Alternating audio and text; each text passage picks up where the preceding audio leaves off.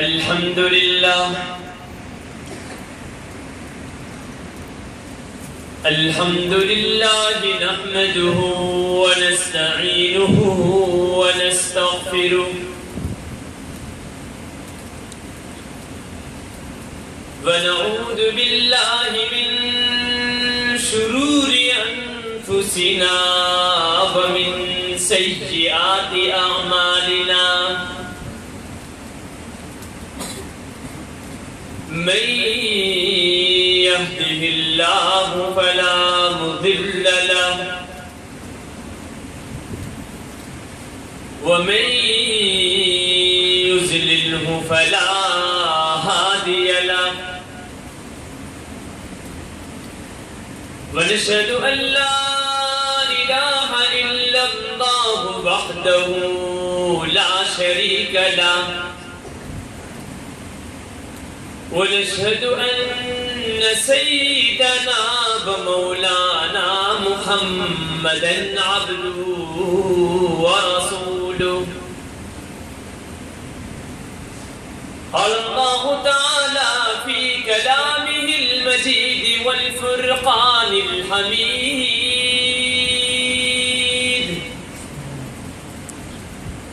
أعوذ بالله من الشيطان الرجيم بسم الله الرحمن الرحيم محمد رسول الله والذين معه أشداء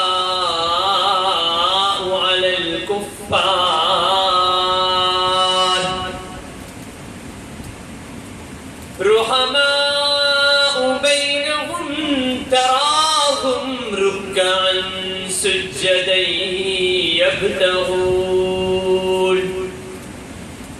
يبتغون فضلا من الله ورضوانا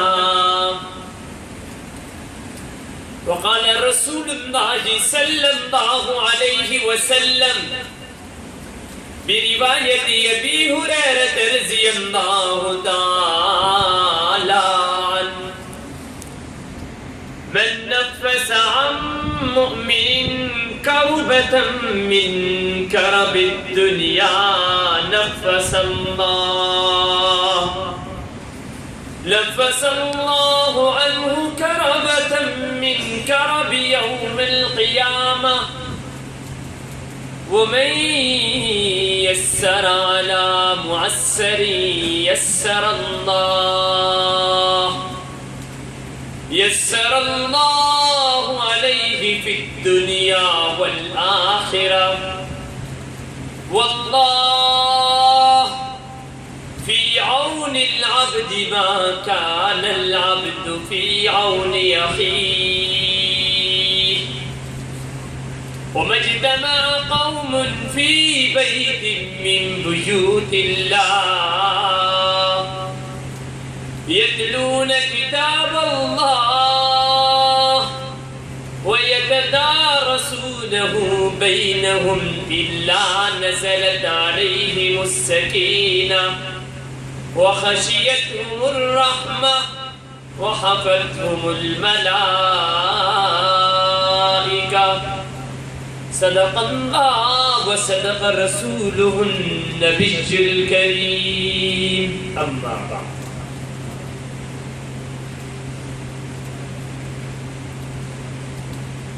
سب مدینے کو چلے ہم رہ گئے سب مدینے کو چلے ہم رہ گئے یاد میں آقا کے ہم سب کے آنسو بہہ گئے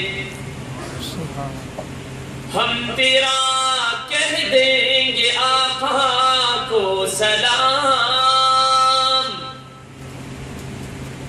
ہم تیرا کہہ دیں گے آقا کو سلام جانے والے ہاں ہم سے یہ کہے گئے،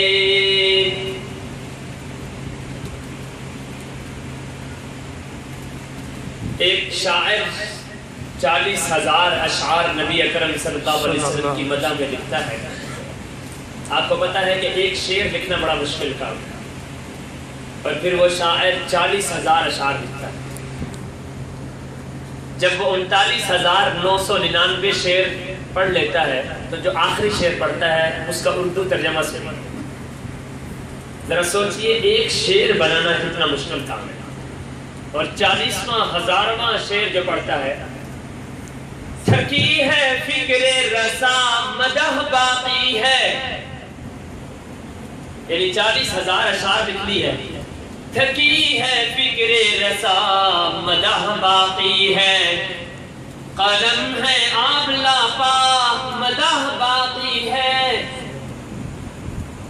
ورق تمام ہوا مدح باقی ہے، تمام عمر لکھا مدح پھر بھی باقی ہے۔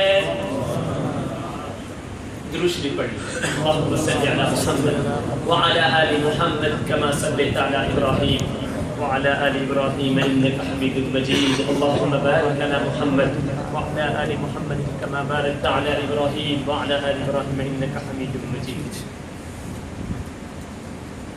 مسلمان اور مومن آدمی وہ ہوتا ہے جو اللہ تعالیٰ کے ہر ایک حکمت پہ غور کرتا ہے، اور قرآن پاک مومنین کی ان صفت کو ذکر کرتے ہوئے بار بار قرآن پاک یہ ذکر کرتا ہے کہ مومن وہ لوگ ہیں جو غور کرتے ہیں، فکر کرتے ہیں، تدبر کرتے ہیں۔ اور جب ہم غور و فکر کرتے ہیں تو پھر عجیب عجیب نقاط ہمارے سامنے آتے ہیں، عجیب عجیب تفصیلات ہمارے سامنے آتے ہیں۔ مثال کے طور پہ آج 27ویں کی رات میں بھی آپ بھی بڑے اہتمام سے آئے ہیں، اور یہ سوچ کر کہ آج ایک مقدس رات ہے اور جاتے ہیں مسجد میں اور جا کے ہم نماز پڑھیں گے۔ یہ ہمارا مسجد میں آنا، اس طریقے سے بیٹھنا، پھر ہمارا 27ویں کی رات کے احترام کے اندر ہمارا خوشبو لگانا، ہمارے کپڑے پہننا، نیا سوٹ پہننا، غسل کر کے آنا، وضو کرنا، یہ تمام چیزیں، گھر سے چل کر مسجد کی طرف رخ کرنا، یہ تمام چیزیں ایسی ہیں کہ اس کے ایک ایک چیز کے اندر کوئی نہ کوئی سبق چھپا ہوا ہے۔ اور کیا سبق چھپا ہوا ہے؟ ویسے تو ایک نارمل بات ہے کہ آپ گھر سے چل کر آئے، غسل کر کے آئے، نئے کپڑے پہن کے آئے، خوشبو لگا کر آئے، نماز پڑھی، ایک عام بات ہے۔ لیکن مومن وہ ہوتا ہے جو ایک ایک لمحے، ایک ایک قدم پر سوچتا ہے کہ اس کے پیچھے کارزار ہستی میں نقطہ کیا چھپا ہوا ہے۔ چنانچہ ہمارے جن اکابر کا واسطہ ہمارے سامنے آتا ہے، وہ ان تمام صورتحال کو ایک عجیب نقطے سے پیش کرتے ہیں۔ وہ کہتے یہ ہیں، اے مومن لوگوں، اے محمد عربی صلی اللہ علیہ وسلم کا کلمہ پڑھنے والے امتیوں، یہ جو تم گھر سے چل کر مسجد کے رخ کی طرف آئے ہو اور یہ تم نے حرکت کی ہے، اس پہ سوچو کہ ایک دن ایسا آئے گا کہ تم گھر سے چل کر نہیں آ سکو گے، کوئی تمہیں کندھے پہ اٹھا کر جنازہ پڑھوانے کے لیے آ رہا ہوگا۔ جب میں یا آپ جمعے کی تقریر سننے کے لیے آتے ہیں، 27ویں کی رات کے لیے آتے ہیں، 12 ربیع الاول کے لیے آتے ہیں، عید کی نماز کے لیے آتے ہیں، شب معراج کے لیے آتے ہیں، شب برات کے لیے آتے ہیں، 10 محرم کی محفل کے لیے ہم آتے ہیں تو غسل کر کے آتے ہیں اور خوشبو لگا کر آتے ہیں۔ یہ غسل بھی ہمیں سبق دے رہا ہوتا ہے کہ ایک دن ایسا آئے گا کہ ہم غسل نہیں کر سکیں گے، کوئی اور ہمیں غسل کروائے گا۔ میں نئے کپڑے پہن کے آپ کے پاس آیا ہوں آپ نئے کپڑے پہن کر آپ یہاں مسجد میں آئے ہیں، صاف ستھرے لباس کے ساتھ آئے ہیں، یہ بات بھی ہمیں سوچنے پہ مجبور کرتی ہے کہ ایک دن ایسا آئے گا کہ ہم یہ لباس نہیں پہن سکیں گے، کوئی اور ہمیں سفید کفن پہنا رہا ہوگا۔ میں خوشبو لگا کر اس مسجد میں حاضر ہوا ہوں، ایک دن ایسا آ جائے گا کہ میں خوشبو نہیں لگا سکوں گا، کوئی اور میری کفن پہ خوشبو لگا رہا ہوگا۔ آج میں نے تراویح پڑھی ہے، آج میں نے قرآن پڑھا ہے، آج آپ نے تراویح پڑھی ہے، آج آپ نے وتر پڑھے ہیں، یہ بات بھی ہمیں ایک بات سوچنے پہ مجبور کرتی ہے کہ ایک دن ایسا آئے گا کہ ہم نہیں پڑھ سکیں گے، کوئی اور ہمارے اوپر نماز پڑھ رہا ہوگا۔ یہ مومن کی شان ہوتی ہے، مومن ایک ایک چیز پہ غور کرتا ہے، وہ گہرائی میں جاتا ہے، وہ ڈوب جاتا ہے، وہ نقطہ کو نکالتا ہے۔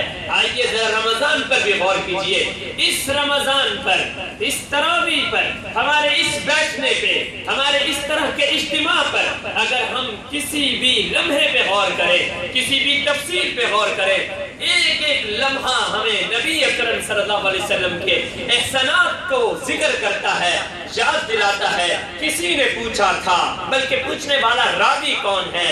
عروہ ہے، عروہ۔ انہوں نے پوچھا تھا اماں جان سے، امی سے پوچھا تھا، اور وہ کون ہے؟ ہم سب کی ماں ام المؤمنین حضرت عائشہ رضی اللہ تعالی عنہا سے پوچھا تھا، اے اماں جی، نبی اکرم صلی اللہ علیہ وسلم کو میں نہیں دیکھ سکا ہوں، ذرا نبی اکرم صلی اللہ علیہ وسلم کے اخلاق تو بتائیے، نبی اکرم صلی اللہ علیہ وسلم کا کردار تو بتائیے، نبی اکرم صلی اللہ علیہ وسلم کا حسن بتائیے، تواضع بتائیے، عاجزی بتائیے، کیا ہے نبی اکرم صلی اللہ علیہ وسلم کے اخلاق کریمہ؟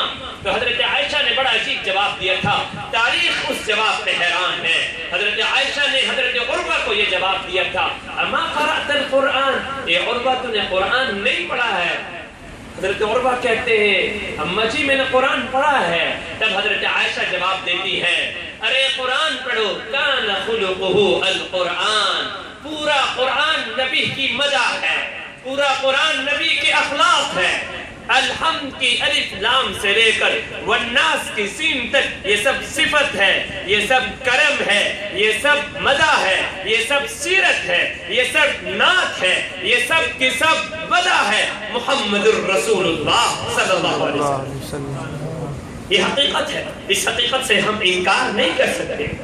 اور قرآن کے لمحہ بلمحہ وما محمد الا رسول، محمد الرسول اللہ والذین معه اشداء علی الکفار۔ جائیے قرآن کے ان الفاظ پر، کہیں پہ مزمل کہا گیا، کہیں پر مدثر کہا گیا، کہیں پر احمد کہا گیا، کہیں پر طٰہٰ کہا گیا، کہیں پر یاسین کہا گیا۔ یہ سب قرآن بھرا ہوا ہے نبی اکرم صلی اللہ علیہ وسلم کی مدح سے، تعریف سے۔ چنانچہ اگر مفسرین غور کریں، علماء غور کریں، تو سورۃ الضحیٰ کو دیکھیے، سورہ الم نشرح کو دیکھیے۔ بہت سارے مفسرین یہ کہتے ہیں کہ سورۃ الضحیٰ اور سورہ الم نشرح کے درمیان بسم اللہ نہیں ہے، اعوذ باللہ نہیں ہے، یہ دونوں ایک سورت ہے۔ اور اکثر مفسرین کا اس بات پر اتفاق ہے کہ سورۃ الضحیٰ جسے آج قاری صاحب نے ختم میں پڑھا ہے، سورۃ الم نشرح، یہ دونوں نبی اکرم صلی اللہ علیہ وسلم کی نعت ہے۔ یہ سب دونوں کی دونوں صورتیں نبی اکرم صلی اللہ علیہ وسلم کی مدح۔ میں جس نقطے کی طرف لے جانا چاہ رہا ہوں، میں یہ ذکر کرنا چاہ رہا ہوں، جس پہلو پہ غور کریں گے اس پہلو پر نبی اکرم صلی اللہ علیہ وسلم کی تعریفیں کھل کر سامنے آئیں گی۔ یہ بات میں کیوں کر رہا ہوں؟ بخاری کی حدیث ہے، مسلم کے اندر روایت ہے، نبی اکرم صلی اللہ علیہ وسلم نے فرمایا تھا، اے امت کے لوگوں، میں جا رہا ہوں، ترکت فیکم امرائی، میں جا رہا ہوں مگر دو چیزیں چھوڑ کے جا رہا ہوں۔ ترکت فیکم امرائی لن تضلوا بما تمسکتم بہما، کتاب اللہ و سنت رسول اللہ صلی اللہ علیہ وسلم۔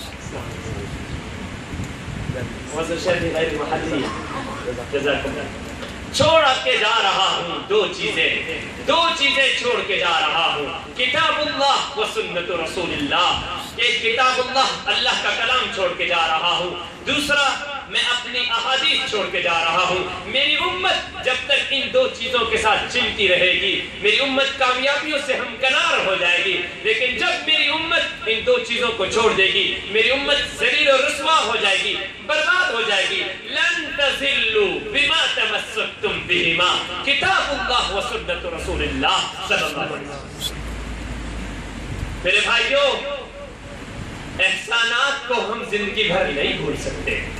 پوری امت آ جائے اور پوری کی پوری مخلوق جمع ہو جائے, وہ نبی اکرم صلی اللہ علیہ وسلم کے ان احسانات کو یاد کرنے لگ جائے, یہ احسانات ختم نہیں ہوتے.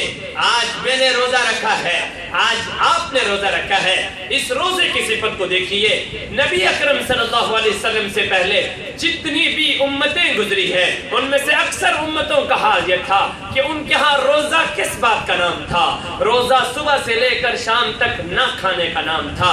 ترک طعام ہے, ترک شرب ہے, پانی بھی نہیں پی سکتے, کھانا بھی نہیں کھا سکتے, تعلقات بھی نہیں رکھ سکتے. لیکن اس پہلی والی امتوں کے اندر ایک اور چیز بھی تھی, ذرا توجہ فرمائیں. وہ کیا چیز تھی کہ کوئی شخص بات بھی نہیں کر سکتا, چپ کا روزہ تھا. یعنی ایک مومن دوسرے آدمی سے بات نہیں کر سکتا تھا, ایک شخص دوسرے آدمی سے گفتگو نہیں کر سکتا تھا. دلیل کیا ہے؟ دلیل دیکھیے. انی نذرت للرحمن صوما فلن اکلم اليوم انسیا. انی نذرت للرحمن صوما فلن اکلم اليوم انسیا. حضرت مریم اپنا واقعہ ذکر کر رہی ہے. کیا کہ میں نے روزہ رکھا ہوا ہے للرحمن, اللہ کے لیے, صومن, روزہ رکھا ہوا ہے, فلن اکلم اليوم انسیا, میں آج کے دن کسی مرد سے بات نہیں کر سکتی. اب کیا ہو رہا ہے اس امت کے اندر؟ روزہ کس بات کا نام ہے؟ گفتگو بھی نہیں ہو سکتی. لوگوں نے الزام لگایا حضرت مریم پر کہ یہ بچہ آپ کے پاس کہاں سے آیا ہے. اس کا مطلب یہ ہے کہ آپ غلط کردار کی ہیں. آپ کے پاس بچہ کیسے آیا ہے؟ آپ نے شادی نہیں کی ہے, آپ کا کوئی شوہر نہیں ہے, آپ کا کوئی گھر والا نہیں ہے, یہ بچہ کیسے آ گیا ہے؟ سلام ہو حضرت مریم پر. مریم جواب کیا دیتی ہیں؟ فَأَشَارَتْ إِلَيْهِ قَالُوا كَيْفَ نُكَلِّمُ مَنْ كَانَ فِي الْمَهْدِ صَبِيًّا قَالَ إِنِّي عَبْدُ اللَّهِ آتَانِيَ الْكِتَابَ وَجَعَلَنِي نَبِيًّا. مریم جواب کیا دے رہی ہے؟ جواب نہیں دے رہی. فَأَشَارَتْ, اشارہ کر رہی ہے, اشارت, اشارہ کر رہی ہے, الیہ, اپنے بیٹے کی طرف. قالوا, سب لوگ کہہ رہے ہیں, کیف نکلم, ہم کیسے بات کر سکتے ہیں, من کانا, اس بچے سے, فی المہدی, جو گود میں ہے, صبیا, جو چھوٹا معصوم بچہ ہے. اب کیا ہو رہا ہے؟ یہ ماں بات نہیں کر رہی, حضرت مریم گفتگو نہیں کر رہی کیونکہ مریم نے روزہ رکھا ہوا ہے. فَأَشَارَتْ إِلَيْهِ قَالُوا كَيْفَ نُكَلِّمُ مَنْ كَانَ فِي الْمَهْدِ صَبِيًّا. ماں بات نہیں کر سکتی, جواب نہیں دے سکتی کیونکہ روزہ رکھا ہوا ہے. تب بچہ جواب دیتا ہے, اور کیا جواب دے رہا ہے؟ قَالَ إِنِّي عَبْدُ اللَّهِ. میری امی پہ الزام مت لگاؤ, میری امی کو برا بھلا مت کہو, میری امی کو غلط مت کہو. قال انی عبد اللہ, میں اللہ کا بندہ ہوں, میں اللہ کی طرف سے بھیجا گیا ہوں. آتانی الکتاب, مجھے کتاب دی گئی ہے. وجعلنی نبیا, اور مجھے نبوت بھی عطا کی گئی ہے. اب دیکھیے حضرت مریم کی طرف کہ وہ روزہ رکھا ہوا ہے اور بات بھی نہیں کرتی. آگے چلیے ایک اور پیغمبر کی طرف, حضرت زکریا علیہ السلام کے قصہ کی طرف.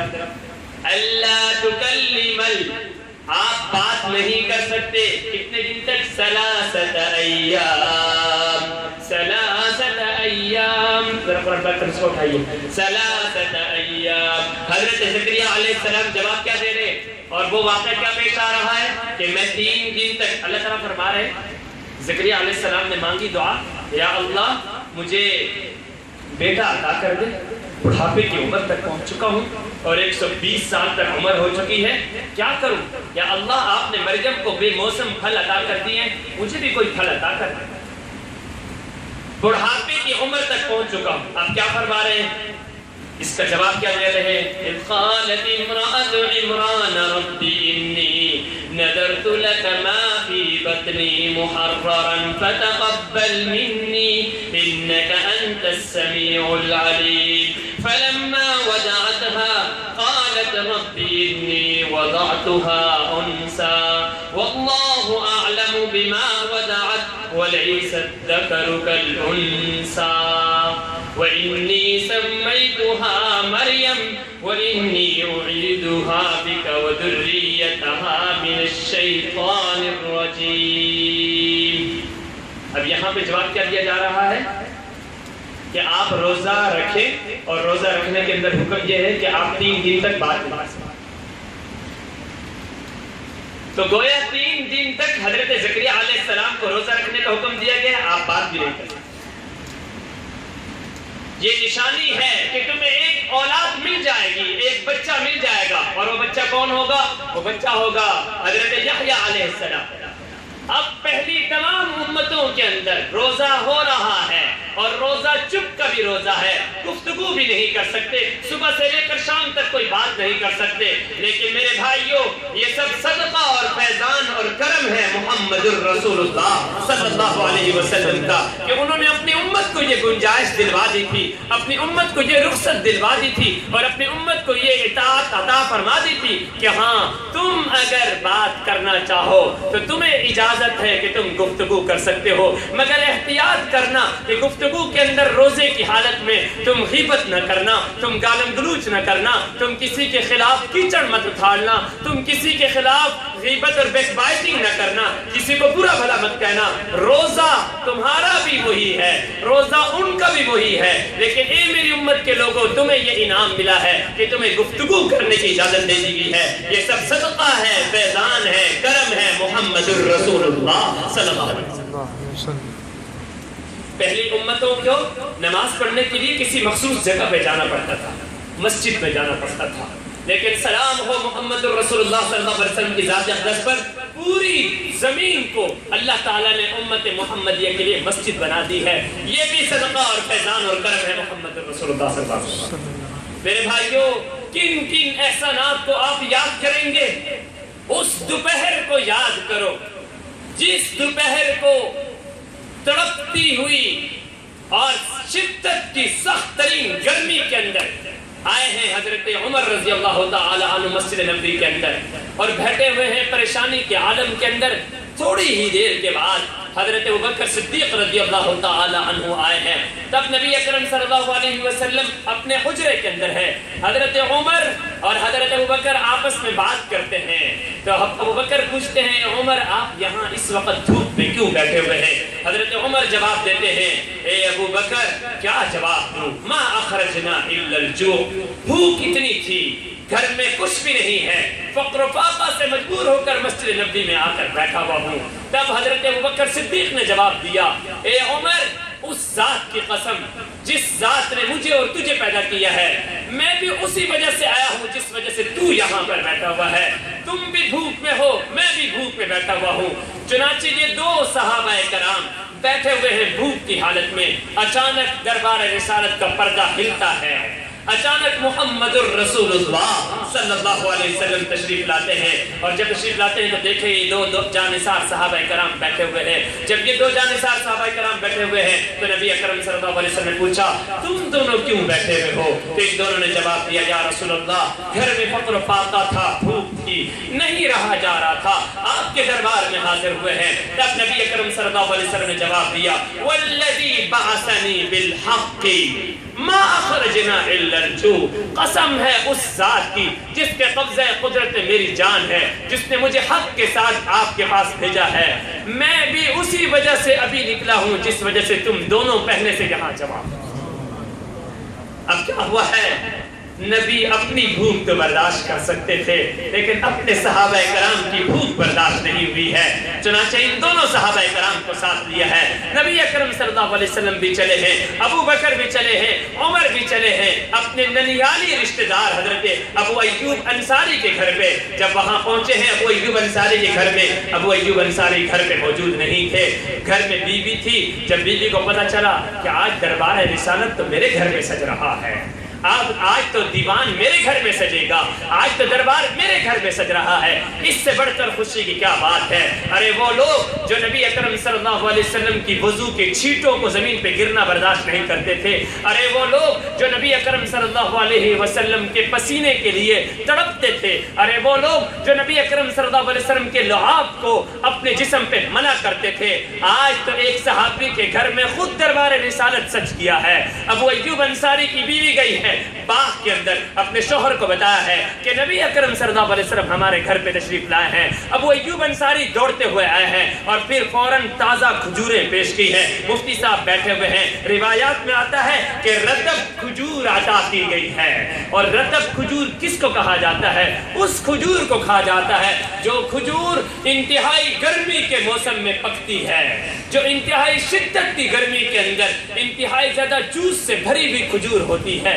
वो खजूर अबू अय्यूब अंसारी ने नबी अकरम सल्लल्लाहु अलैहि वसल्लम को पेश की है। मुहद्दिसीन लिखते हैं कि इस खजूर का ऐसे वक्त में नबी अकरम सल्लल्लाहु अलैहि वसल्लम को देने का मतलब यह है कि उस वक्त शदीद किस्म की गर्मी थी, शिद्दत की गर्मी थी, तभी तो वो खजूर मौजूद थी कि वो खजूर अता की है नबी अकरम सल्लल्लाहु अलैहि वसल्लम को। अबू अय्यूब अंसारी दौड़े हैं और जाकर एक बकरी को पकड़ने लगे हैं कि मैं उस बकरी को ज़बह करूं और नबी अकरम सल्लल्लाहु अलैहि वसल्लम के सामने पेश करूं। नबी अकरम सल्लल्लाहु अलैहि वसल्लम ने अबू अय्यूब अंसारी को आवाज दी, हे अबू अय्यूब, उस बकरी को ज़बह न करना जो दूध देने वाली है, उस बकरी को ज़बह करना जो दूध नहीं देने वाली है, उसे ज़बह करना।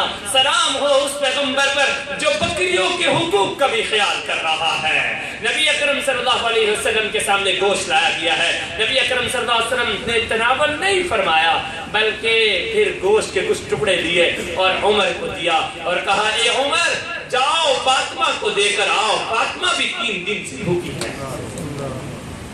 एक दिन इमरान भी से नबी अकरम सल्लल्लाहु अलैहि वसल्लम थे, इमरान और नबी अकरम सल्लल्लाहु अलैहि वसल्लम साथ साथ थे। और जब गए नबी अकरम सल्लल्लाहु अलैहि वसल्लम तो हजरत फातिमा फरमाती है, या रसूल अल्लाह, आप तशरीफ तो ला रहे हैं और आपके साथ एक और भी फर्द है, इमरान इब्न हुसैन है। नबी अकरम सल्लल्लाहु अलैहि वसल्लम ने फरमाया, ए फातिमा पर्दा कर लो, इमरान भी मेरे साथ है। नबी अकरम सल्लल्लाहु अलैहि वसल्लम को फातिमा क्या जवाब देती है, या रसूल अल्लाह, या अबती, ए मेरे अब्बा जान, फातिमा के पास अपने जिस्म के अलावा कोई कपड़ा नहीं है कि वो फातिमा पर्दा कर सके। नबी अकरम सल्लल्लाहु अलैहि वसल्लम ने अपनी चादर फातिमा की तरफ भेजी है, फातिमा ने उसे अपने जिस्म को छुपाया है।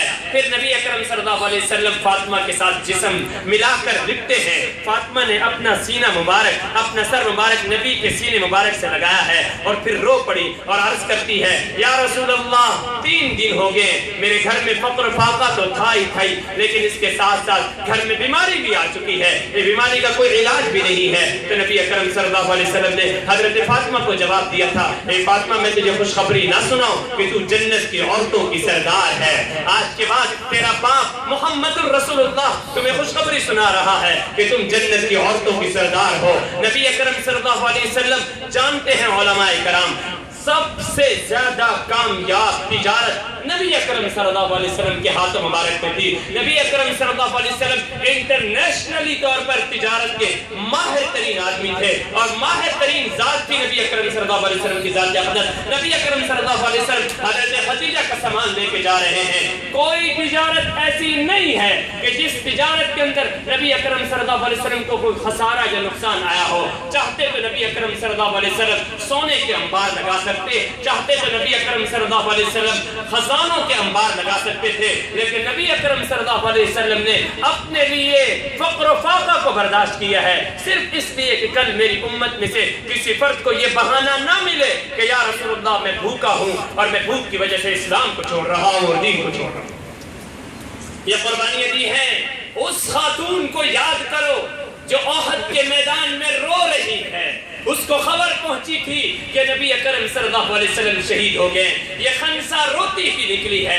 اس کو راستے میں لوگوں نے بتایا ہے. آج بھی اللہ تعالی ہم سب کو مدینہ منورہ کی بار بار زیارتیں نصیب فرمائے. مسجد نبوی سے احد کا میدان لمبے فاصلے پر ہے, کوئی قریب نہیں ہے میرے بھائیو, کافی ٹائم لگتا ہے چلنے پر. یہ خنسا نکلی ہے رضی اللہ عنہا, روتی بھی نکلی ہے کہ واہ محمدہ, نبی اکرم صلی اللہ علیہ وسلم کو کیا ہو گیا ہے. جب یہ روتے روتے نکلی ہے تو راستے کے اندر ایک صاحب نے آ کر خبر دی, اے خنسا تیرا فلاں بیٹا شہید ہو گیا ہے. تو یہ ماں جواب دیتی ہے مجھے اس کی کوئی پرواہ نہیں ہے, مجھے خبر چاہیے محمد الرسول اللہ صلی اللہ علیہ وسلم کی. پھر دوسری خبر دی جاتی ہے آپ کا فلاں رشتہ دار شہید ہو گیا ہے. پھر تھوڑی دیر بعد ایک اور خبر دی جاتی ہے راستے میں خنسا کو کہ تیسرا رشتہ دار بھی خنسا تیرا شہید ہو گیا ہے. جب احد کے قریب پہنچتی ہے ایک اور خبر ملتی ہے, اے خنسا تیرا فلاں چوتھا رشتہ دار بھی شہید ہو گیا ہے. خنسا جواب میں کہتی ہے مجھے سب کی قربانی قبول ہے مگر محمد الرسول اللہ صلی اللہ علیہ وسلم کا سایہ رہنا چاہیے. جب یہ دوڑتی ہوئی احد کے میدان میں داخل ہوئی ہے, تیروں کی بارش ہو رہی ہے, نیزوں کی بارش ہو رہی ہے, خون کا دریا عبور کر رہی ہے خنسا, اور بار بار پوچھ رہی ہے این المحمد, آئین محمد, محمد الرسول اللہ صلی اللہ علیہ وسلم کہاں ہے.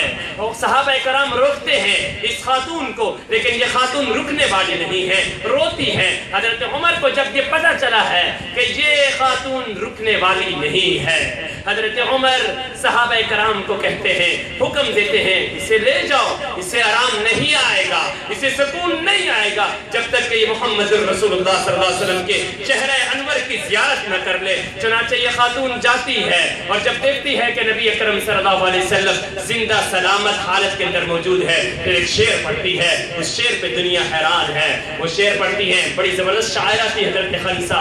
کل خب بعدک یا رسول اللہ جلال, یا رسول اللہ آپ کے دیکھنے کے بعد دنیا کا جو بھی غم ہے وہ ہلکا ہے, دنیا کی جو مصیبت ہے, میرے اگر 1000 بچے بھی ہوں تو فدا کا ابی و امی یا رسول اللہ, وہ میرے آپ پر قربان ہے, لیکن میں آپ کے سائے سے محروم نہیں ہونا چاہتی.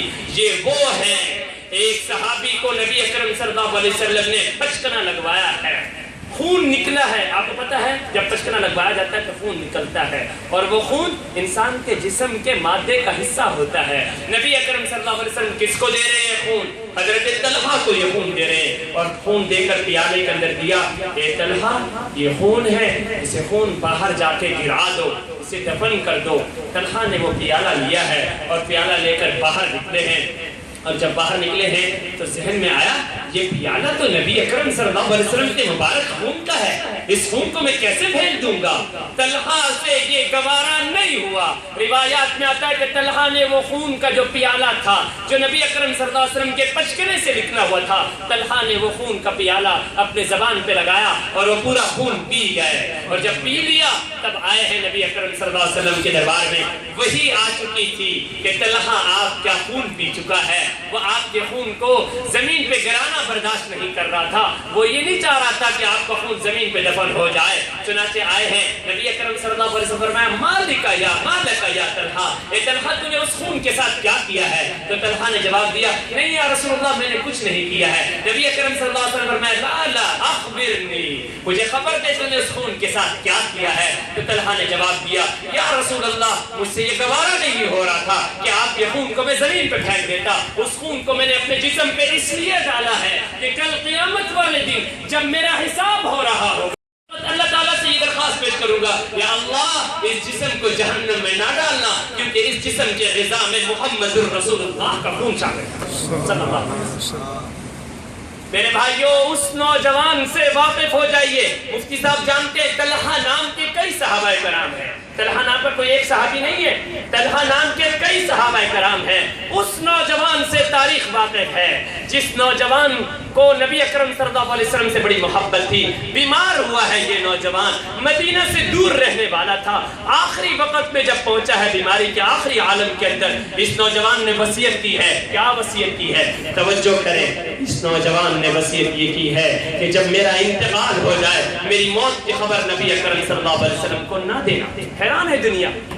حالانکہ ہم لوگ کیا کرتے ہیں, کہ جب ہم میں سے کسی کا انتقال ہو جاتا ہے ہم کہتے ہیں فلاں بزرگ کو ضرور اطلاع کرنا، وہ بزرگ ہمارے جنازے پہ آ جائیں گے، وہ دعا کریں گے، بخشش ہو جائے گی۔ لیکن یہ صحابی عجیب ہے، اور یہ صحابی سیرت کی پوری ڈکشنری میں، سیرت کی پوری تاریخ میں یہ واحد صحابی ہے جو اپنی موت کی خبر نبی اکرم صلی اللہ علیہ وسلم کو نہیں دلوا رہے ہیں۔ پوچھا کسی صحابی نے کیا وجہ ہے کہ آپ موت کی خبر نبی اکرم صلی اللہ علیہ وسلم کو نہ دینے کا حکم کیوں دے رہے ہو؟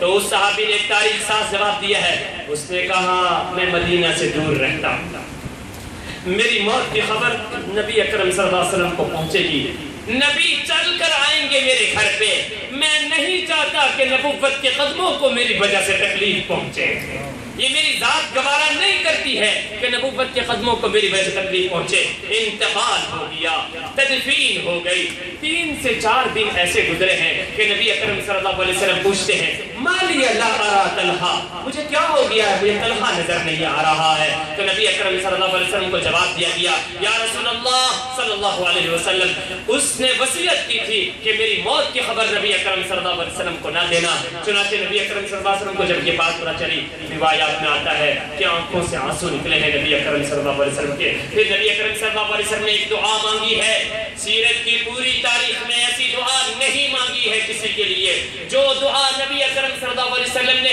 اس نوجوان شہزادے کے لیے مانگی ہے۔ اور وہ کیا دعا مانگی ہے؟ اللہم القِ طلحہ وَهُوَ يَضْحَكُ عَلَيْهِ وَأَنْتَ تَضْحَكُ عَلَيْهِ، یا اللہ اس طلحہ نے میرا اتنا خیال رکھا تھا، میری عزت کا اتنا پاس رکھا ہے، یا اللہ میں یہ دعا مانگ رہا ہوں کہ تو ابھی ابھی طلحہ سے اس طرح ملاقات کر کہ طلحہ تجھے دیکھ کر مسکرا رہا اور تو طلحہ کو دیکھ کر مسکرا رہا۔ یہ ہے وہ عاشق رسول میرے بھائیوں، یہ ہے وہ عشق رسول، یہ ہے وہ عشق رسالت کے پھول کہ جن لوگوں نے اپنی جانوں کے نذرانے پیش کیے، جن لوگوں نے اسلام کے لیے اپنے آپ کو دین سے وقف کر دیا۔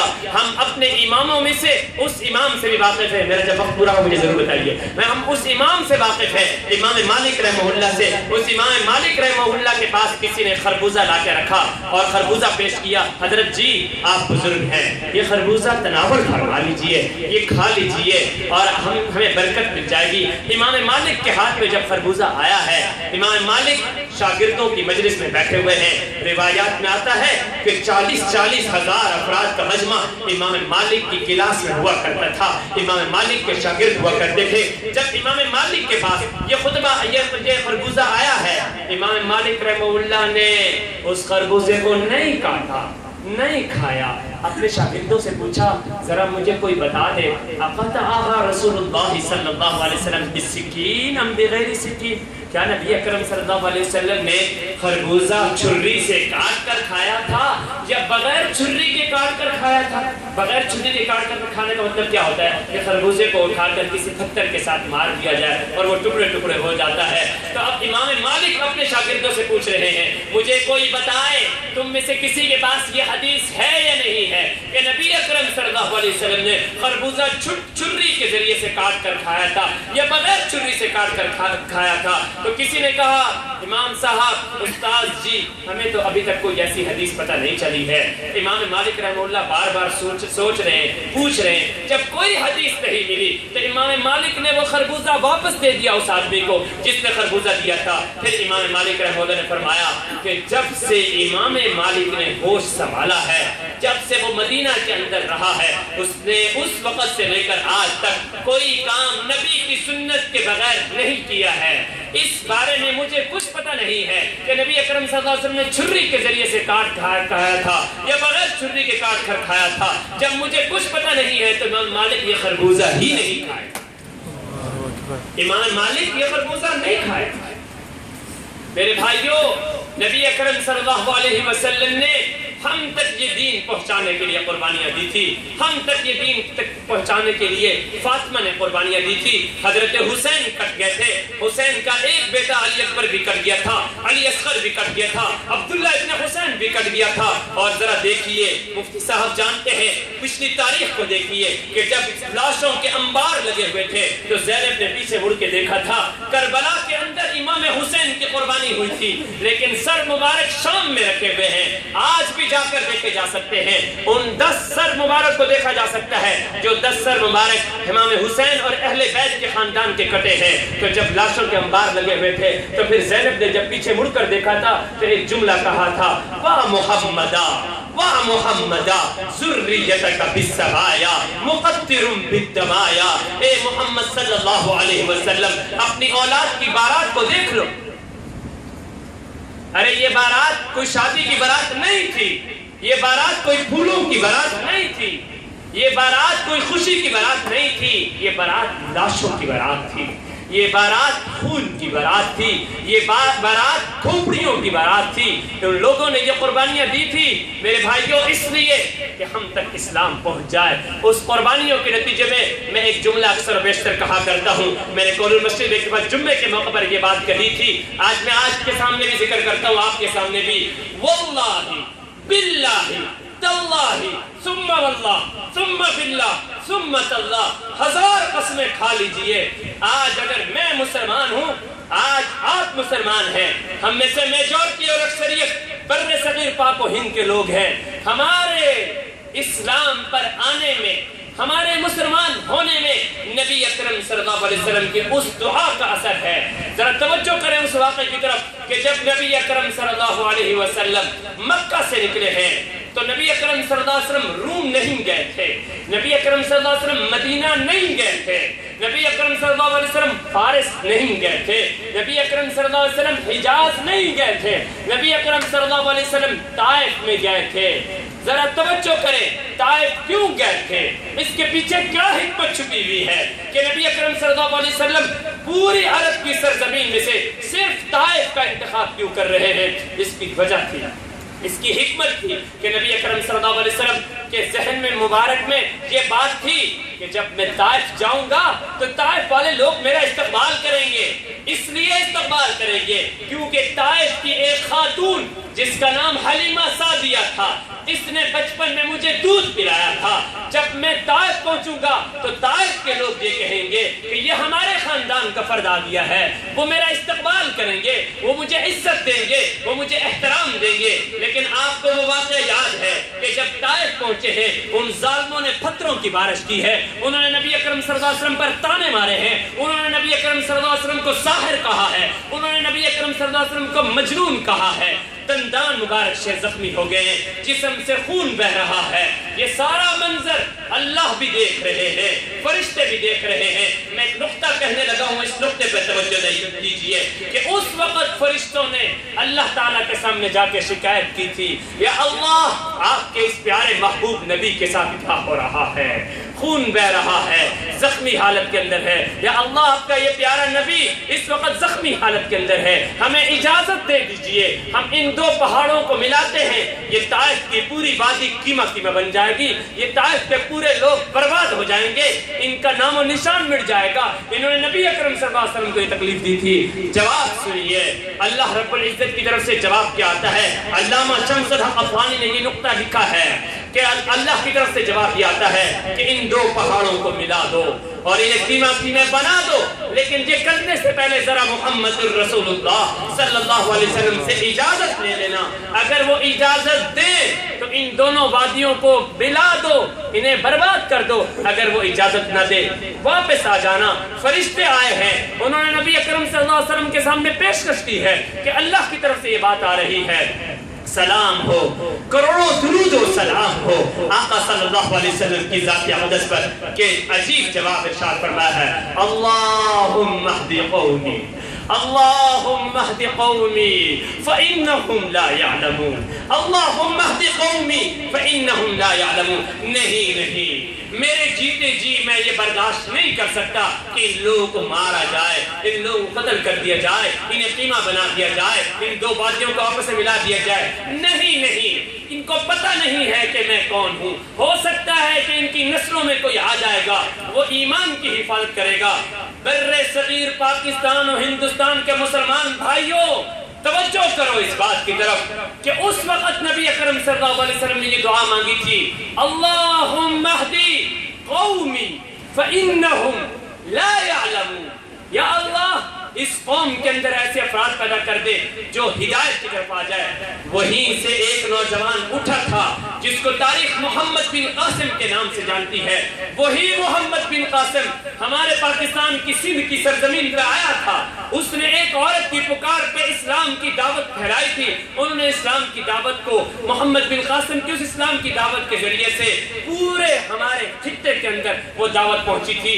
میں آج مسلمان ہوں، آپ مسلمان ہیں، یہ اس محمد بن قاسم کی برکت ہے جس کی وجہ سے آج اسلام کا جھنڈا پوری دنیا کے اندر بلند ہو رہا ہے۔ اس لیے میرے بھائیوں، یہ سارے کے سارے انعامات ہے، کرم ہے محمد الرسول اللہ صلی اللہ علیہ وسلم کی اس تربیت کا، اس انداز کا جو ہمیں عطا کیا گیا ہے۔ اس لیے ہمارے پاس صرف دو راستے ہیں، ایک سیرت کا اور قرآن کا۔ قرآن سیرت ہے محمد الرسول اللہ صلی اللہ علیہ وسلم، قرآن زبان ہے نبی اکرم صلی اللہ علیہ وسلم کی، اور پھر نبی اکرم صلی اللہ علیہ وسلم کا، میرا وقت پورا ہو گیا، نبی اکرم صلی اللہ علیہ وسلم کا ایک طریقہ وہ تھا، اور پھر خود دنیا کے سامنے ایڈیل نمونے کے طور پہ پیش ہوئے، اور پھر جن کی تربیت کی، جن لوگوں کی تربیت کی کہ انہوں نے پوری دنیا کے اندر اسلام پھیلایا۔ آج ہمارے اوپر فرض بنتا ہے کہ آج ہم بھی اسی طریقوں کو اختیار کریں۔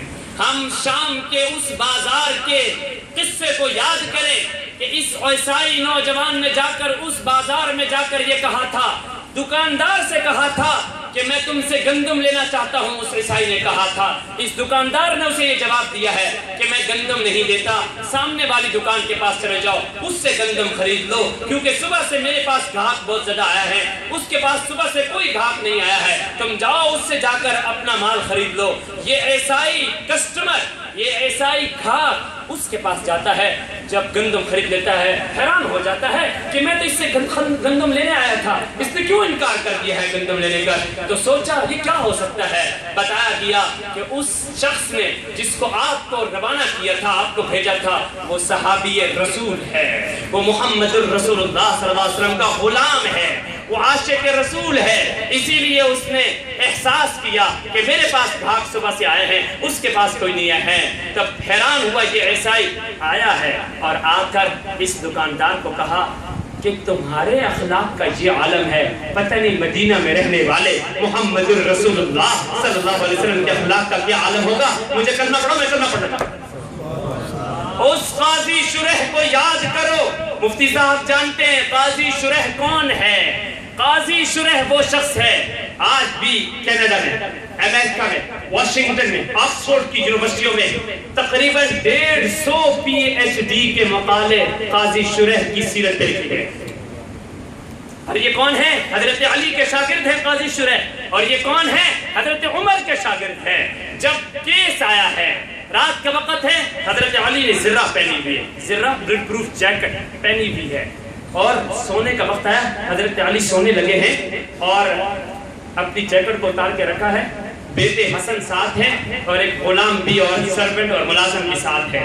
اتنے میں ایک عیسائی اسکالر آتا ہے، وہ عیسائی اسکالر آ کر چپکے سے اس جیکٹ کو اٹھاتا ہے، اٹھا کے بھاگ جاتا ہے۔ حضرت حسین دوڑتے ہیں، میرے ابا کی جیکٹ اٹھا کے لے جا رہا ہے، لیکن وہ بھاگ گیا۔ حسن نے پہچان لیا، حضرت حسن نے پہچان لیا یہ فلاں تھا۔ حضرت علی امیر المؤمنین تھے، بدلہ نہیں لیا، انتقام نہیں لیا، بلکہ عدالت کا رخ کیا اور عدالت میں کیس درج کیا ہے۔ اور کیا درج کیا ہے؟ کیس یہ درج کیا ہے کہ میری جیکٹ اٹھا لی گئی ہے، اور میرا بیٹا بھی گواہ ہے، اور فلاں جو میرا ملازم اور غلام ہے وہ بھی گواہ ہے، فلاں شخص نے اٹھائی ہے۔ تاریخ میں اس عیسائی اسکالر کا نام زیمر بتایا جاتا ہے۔ عدالت قائم ہوئی ہے، قاضی شرح جج کی سیٹ پہ بیٹھا ہے، حضرت علی سائڈ پہ بیٹھے ہوئے ہیں، اور وہ مدعی جس کے خلاف دعویٰ درج کیا کہ مدعا ہے وہ الگ بیٹھے ہوئے ہیں، حضرت علی کے ساتھ دو گواہ بیٹھے ہوئے ہیں۔ کیس چلتا ہے، حضرت علی رضی اللہ تعالیٰ عنہ نے دعویٰ کیا ہے، دعوے پہ گواہ لانے تھے، تو حضرت قاضی شرح نے کہا گواہ لاؤ۔ حضرت علی نے اپنا بیٹا حسن آگے کر دیا، یہ میرا گواہ ہے۔ اب اس بیٹے نے گواہی پیش کی، میرے ابا کی جیکٹ اس عیسائی اسکالر نے اٹھائی ہے۔ وہ گواہی دینے کے بعد چلا گیا۔ پھر دوسرا اس کا ملازم آیا، اور ملازم نے آ کر کہا کہ باقی ہمارے حضرت علی رضی اللہ عنہ کی جیکٹ انہوں نے اٹھائی۔ قاضی شرح نے جواب دیا، یہ ایک گواہ حضرت علی کا بیٹا ہے، اور باپ کے حق میں بیٹے کی گواہی معتبر نہیں. دوسرا گواہ ملازم ہے، ملازم کی مالک کے بارے میں گواہی معتبر نہیں ہے. حضرت علی آپ کے گواہ مکمل نہیں ہے، لہذا یہ جیکٹ کسی عیسائی کی ہے، یہ اس عیسائی کو دے دی جاتی ہے. قصہ ختم ہو گیا. قاضی شرح نیچے اترے ہیں، نیچے اتر کر معافی مانگی. امیر المومنین میں آپ کے حق میں فیصلہ نہیں کر سکا ہوں کیونکہ آپ کے پاس گواہ موجود نہیں تھے. حضرت علی نے فرمایا اے قاضی شرح تم نے بہت بہترین فیصلہ کیا ہے، مجھے اس فیصلے پہ اعتماد ہے، لیکن ایک قاضی شرح ایک غلطی تو نے کی ہے. اور وہ غلطی تو نے کیا کی ہے؟ تو نے جب مجھے بلایا تھا تم نے یہ کہا تھا یا ابا الحسین یا ابا الحسن. تو نے مجھے حسن کے ابا کے نام سے پکارا تھا. اور عرب کا دستور یہ ہے کہ جب کسی کو عزت دی جاتی ہے تو بیٹے کی کنیت سے ذکر کیا جاتا ہے، اس کا نام نہیں لیا جاتا. تو نے مجھے کنیت اور عزت اور احترام دے کے پکارا تھا، اور میرے مد مقابل کو تم نے ڈائریکٹ نام لے کر پکارا تھا. تو نے اس معاملے میں انصاف نہیں کیا. آج کے بعد اگر تو نے اس معاملے میں انصاف نہیں کرو گے تو میں تمہیں معطل کر دوں گا، معذور کر دوں گا. یہ بات ختم ہوئی. حضرت علی عدالت سے باہر نکلے ہیں. وہ زیمر عیسائی آیا ہے اور آ کر قدموں میں گرا ہے اور وہ جیکٹ واپس لا کے دیتا ہے. حضرت علی نے فرمایا آپ نے تو مقدمہ جیت لیا ہے، یہ جیکٹ تو آپ کی ہے، مجھے کیوں واپس کر رہے ہو؟ تو زیمر عیسائی نے کہا نہیں، میں نے اپنی کتابوں کے اندر بات پڑھی تھی کہ چوتھا خلیفہ کی صفات یہ ہوگی، یہ جیکٹ میں تمہیں دے رہا ہوں، یہ آپ کی ہے اور میں آپ سے ایمان لینا چاہتا ہوں، میں اسلام قبول کرنا چاہتا ہوں. ہم ان لوگوں کی اولادیں ہیں میرے بھائیوں. وقت زیادہ ہو گیا ہے، مجھے معاف کیجیے. اللہ تعالی ہم سب کا حامی و ناصر ہو انشاءاللہ تعالی. حضرت مفتی صاحب کا، یہاں کے انتظامیہ کا، بھائی امجد صاحب کا، یہاں کے تمام افراد کا میں شکر گزار ہوں. انہوں نے مجھے عزت دی، احترام دیا اور مجھے یہاں پہ دعوت دی، اور میں تہ دل سے یہاں کے حفاظ کرام کا بھی شکر گزار ہوں. اللہ تعالیٰ میں صاف بات کرتا ہوں، ان حفاظ کرام نے قرآن پاک پڑھا، آج میں آپ کے سامنے کچھ بات کر رہا ہوں، یہ ساری کی ساری عزت قرآن کی وجہ سے. حضرت عمر فرمایا کرتے تھے کہ ہم وہ لوگ ہیں کہ ہم کو بکریاں بھی صحیح چرانے نہیں آتی، اسلام اور قرآن کی برکت سے اللہ تعالیٰ نے ہمیں لیڈر بنا دیا ہے. تو یہ قرآن کی وجہ سے ہے. قرآن سے تعلق جوڑے رکھیں. اللہ تعالیٰ ہم سب کا حامی و ناصر ہو. وآخر دعوانا ان الحمدللہ رب العالمین.